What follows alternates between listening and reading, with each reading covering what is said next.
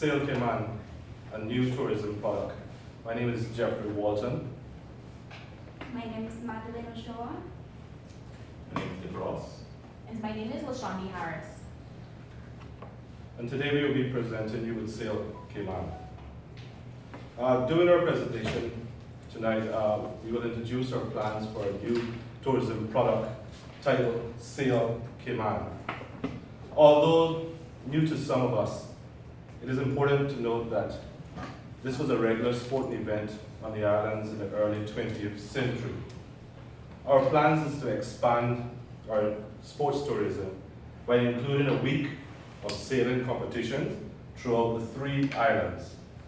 Tied to our culture, we feel that this event would enhance our beach and sea activities and add diversity to our tourism products, with the overall goal of attracting additional visitors to our shores during the slow season.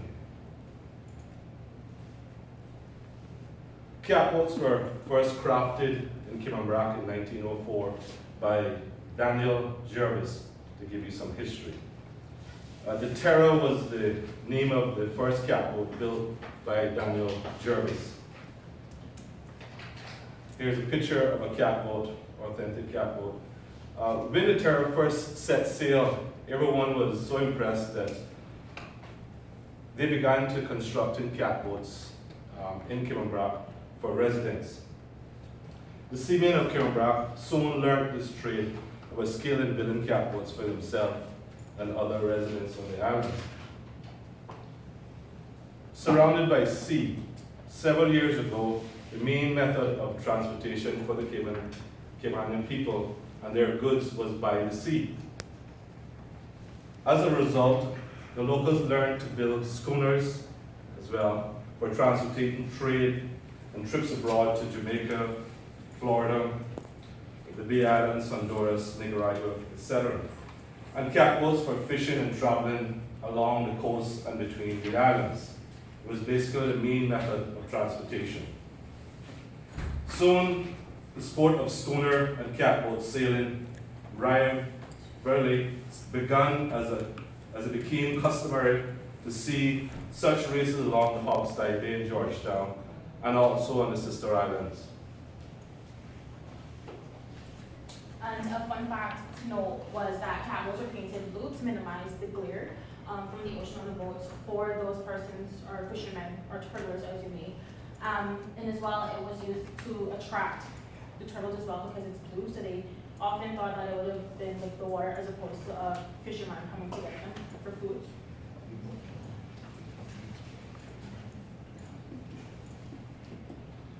Each year, vessels from the Brac customer would make their journey over to Grand Cayman for the duration of the Easter weekend for the event. But this is the time that we're proposing it to happen on, but for the full week. Some of the schooners vessels also known to race during this event were the Simboco, Lady Slater, and the Goldfield. This event became a big entertainment for locals and visitors alike, as the blowing of the conch shell signified the arrivals of the catboats from the Brac, the big rivals. Eventually, as time progressed and the islands became further developed, the catboat regatta, which it was called back then, became just another memory in history, in our history books. Of course, until present time, with the most recent race taking place in Morgan's Harbor in 2015. However, that is on a small scale and it only involves catboats. We want to take this event and make it a big scale event, including the catboats, part of our tradition and culture, into the event as well, as Madeline will explain. And to add to what Kevin just said, with the most recent being in Morgan's Harbor, the objective is for us to market this on a global sphere as opposed to locally in Seoul, whereas this race was sponsored by Foster's, solely Foster's. So they sponsored this race in 2015. All right, events and themes. Thank you.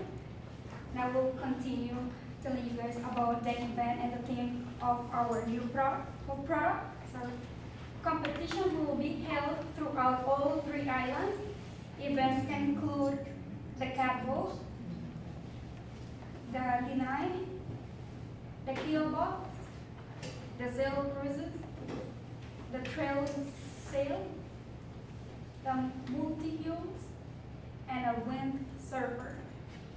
And the theme will be our traditional dance, our traditional music, and our traditional food. This is a picture of the catwalk.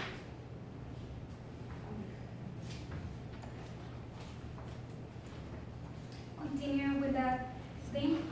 A theme is a small sailing boat, usually sailed by one or two persons. They generally range in length from 2 to 6 meters. The keelboat. A keelboat has a weight under the hull that helps to prevent it from capsizing. And sort of, and they are larger than the dinghy. Continue with the sail cruisers. The sail cruisers are medium to large boats, often called yachts, and have a heavily keel underneath to make them stable offshore sailing. And they also have sleeping accommodation, a kitchen, and a toilet. And they are designed for overnight trips or living on board or in competition. Continue with the trailer sailor. Trailer sailors are like cable in that they have a heavy weight keel to keep them upright.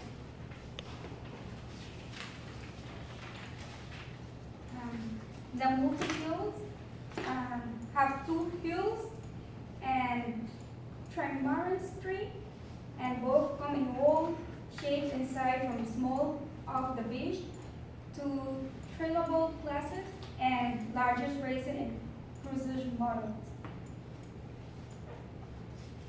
And the last one is windsurfer. Windsurfing is a water sport that combines elements of surfing and sailing. A windsurfer consists of a board, usually 2 to 3 meters long, and a sail attached to a ring. This quote analysis will be presented by our class named Ashanda. Okay, so I'm Lashani Harris, as I mentioned previously, and I'm going to be covering the strengths and weaknesses for our SWOT analysis. Our first strength would be the close proximity to North America, and this would allow our products to grow. So if most of you are familiar with the Florida Keys, you would know that that area is mainly for persons who like the sun and the sea. Most persons on the Florida Key own a yacht or a boat. So our idea is to attract these visitors to our island so that it can be an opportunity for our product. Another strength is the transportation methods to our islands by air and sea. So of course, we have KMI Airways, our national carrier. So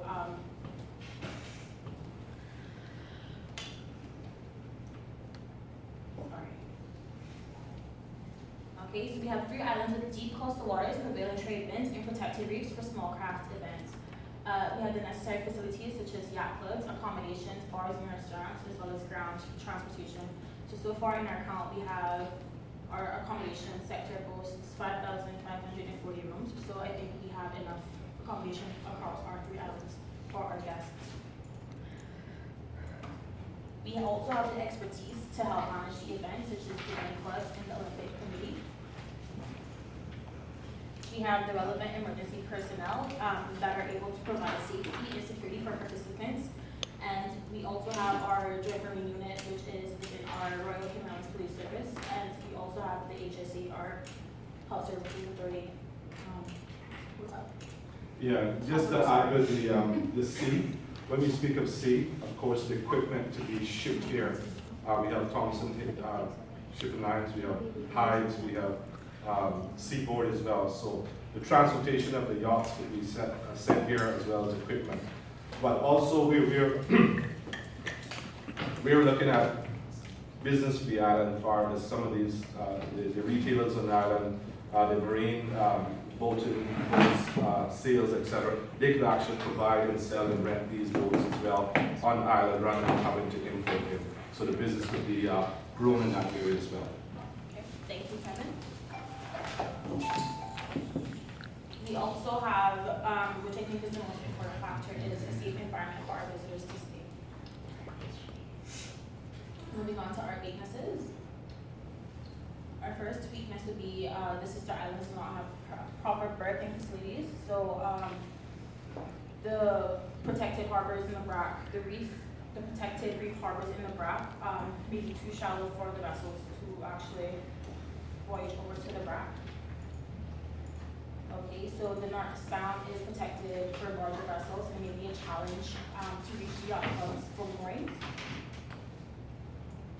And transportation to the sister islands by sea and air for participants and their equipment, in addition to the scarce amount of accommodation. So I mentioned previously that we did have enough accommodation to facilitate these events, but in the BRAC and the Little Cayman, it is very limited as those are smaller islands. So it all depends on the season because it is seasonal. Therefore, this is what makes factors. And to add to that, sorry, the only two ways to really get to Little Cayman from the BRAC would be by boat or by a small aircraft, which I think most people aren't very keen on traveling on because I was one of those. Now I'm transferring the presentation over to my colleague Nicholas. Hello guys, I'm Nick Ross. I'll be doing opportunities. Build consumer relationships. Having new products such as sailing would enhance our tourism product and allow visitors to join and experience our culture. We have a lot of culture. We have a couple of events during the course of the year, such as Heritage Day, Black New Paris Week, that definitely brings our culture to life. But there's ways we can add to that, which would be through the sailing event, because that's also a big part of our culture that we don't really get much of. Sports tourism is rapidly growing around the globe, and including sailing would only expand our ability to grow with the market. Hosting such an event would undoubtedly make our island better known and help promote Cayman as a safe and fun place to visit all year round and would leave an imprint that we are Cayman.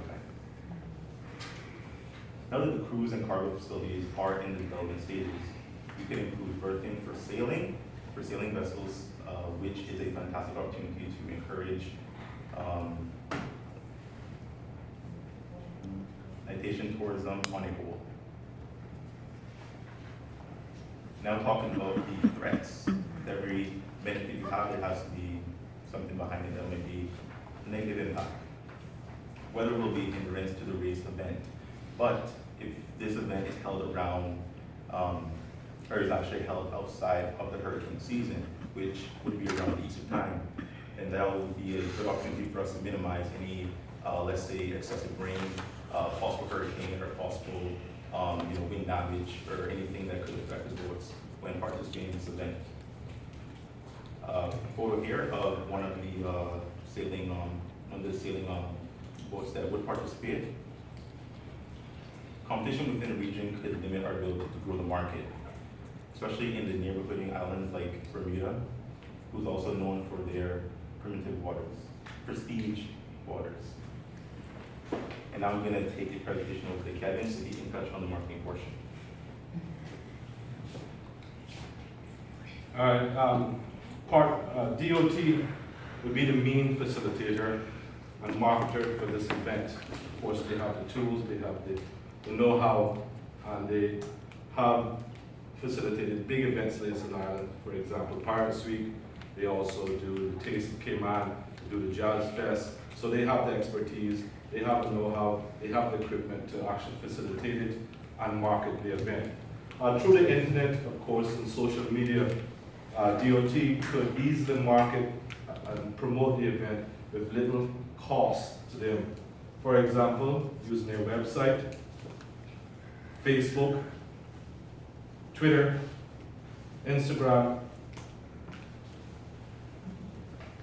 In addition, the DOT because partner with their stakeholders who would also play a tremendous part in the marketing strategy, as they have the ability to expand the event just by their household name or community and public involvement. For example, the Ritz-Carlton, we have learned of the seminar, is a huge brand name worldwide, and having them on board as a marketer will definitely drive this product forward. With economics, Nick will take you over. I'm touching on the economic portion of the Sail Cayman event. Now we're going to use some statistics that were collected from Australia. According to the World Tourism Organization, sports tourism contributes billions of dollars worldwide. To be more specific, according to Australian Tourism Information, sailing events contribute about $6,843,400. Is that wrong? Yeah. Is that wrong? Hold on, sorry. $6,840,000. Sorry, guys. Contributed a lot of money. $6.8 million in 2014. Sailing is huge in Australia. They have events yearly. They actually have several events throughout the year, and collectively that equates to quite a bit of money that goes into their economy from the tourism and sailing events. This means that everyone wins, as job opportunities would be created and more revenue would be generated for hotels, yacht clubs, restaurants, airlines, etc. There would be a high return on investment. This is a good opportunity for everyone, like you said. So much, we all win. Although the Cayman Islands would not be as established as Australia due to the population, land mass, interest, and the volume of tourists that they have going to Australia, we estimate that the economy would receive billions of dollars from this product if it were introduced to Cayman. We do have the small scale sailing event that is sponsored by Foster's, but our mission, our goal with this is to possibly rival Paris Week, possibly rival Bateau Menu. We know that those are the two big tourism-driven products that we have in Cayman currently at the moment. Cayman Regatta was the name of the previous sailing boating event back in the mid-1900s. It has since been halted. However, there's been recent sail boating event activities as recent as 2015, like the one we mentioned, sponsored by Foster's. Due to there being some presence of capital sailing in Cayman, it would naturally take off in a big way with the push towards an international sailing event, something not just limited to the locals of Cayman, but something we can market to, the individuals who compete in Australia, parts of the US, Canada, the individuals who compete in the Olympics. The Olympics have a big sailing category, and those are people we can possibly influence to come here and participate in our sailing event as well. Sail Cayman not only bring back the essence and culture of Cayman, but it will spark the interest of the community and breathe new life into the Cayman Islands once again. It's a huge part of the Cayman Islands, and we have something for everything in terms of our pirate events, in terms of our Heritage Day, which we provide a lot of food. We do have festivals, but we don't really have anything that's going to highlight sailing at the moment. Bringing this product to Cayman will bring a great part of our culture back, also generate quite a bit of revenue to the island, also spark a lot of interest in the community from the locals and also people who are international, who are interested in sailing, and that will spark our tourism market through the roof. Thank you. And, in closing, thank you very much for your attention. I would love to thank our panel. Thank you very much for listening. Thank you very much for giving us the opportunity to show you what we have. Thank you, Ms. Melissa, for putting this on. It's been a good opportunity. Thank you for my group members who've done a phenomenal job at presenting.